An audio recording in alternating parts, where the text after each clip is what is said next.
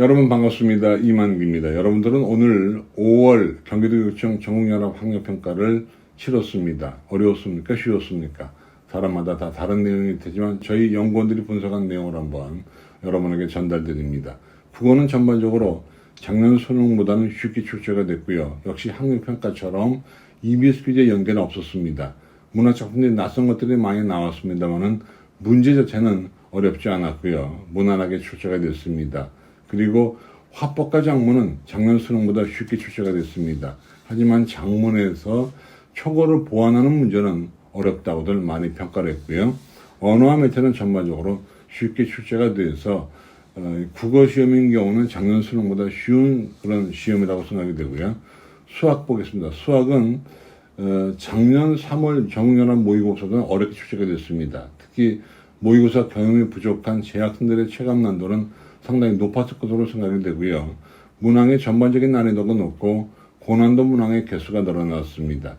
물론 유형은 늘 나오는 유형이 나왔습니다만은 선지나 이런 답지나 문제를 보기가 어려웠다는 생각이 들고 특히 미분법 단원의 출제율이 다소 높았습니다. 또 여러 단원들이 혼합된 혼합형 단원 문제가 많았고요. 그래서 전반적으로 개념에 대한 정의가 철저하지 못한 수험생들은 어려움을 겪었다라고 생각이 되고요. 문제 유형이야 뭐 늘 같은 게 나왔으니까요. 그래서 다만 선택 과목은 좀 쉬웠습니다. 그런데 공통 과목이 어려웠기 때문에 거기도 시간 배분을 제대로 못한 수험생들은 여전히 어려움을 겪었다 이렇게 생각이 돼요, 여러분. 그 다음에 마지막으로 영어입니다. 영어는요 전반적으로 지난해 수능이나 3월보다는 쉽게 출제가 됐는데 1등급 비율이 4.65%였던 3월 시험보다는 쉽게 출제가 됐습니다.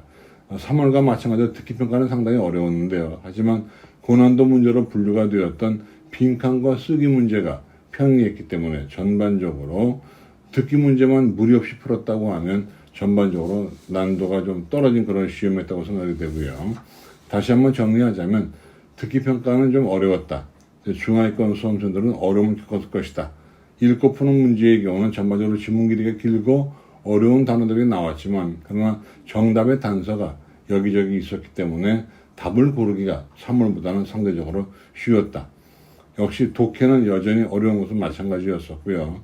특히 어휘나 빈칸 추론, 쓰기 문제들은 3월에 비해서 쉬웠습니다만 그러나 이 문제는 평이하다는 거하고 각자 느끼는 나름대로의 난도는 다를 거라고 생각이 됩니다.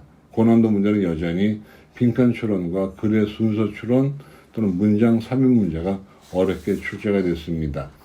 날씨가 점점 더워지지만 여러분들 수능이라고 하는 것은 앞으로 얼마 남지 않았습니다. 5개월, 6개월 금방 갑니다. 그러니까 건강 유의하시면서 공부에 매진하시기 바랍니다. 고맙습니다.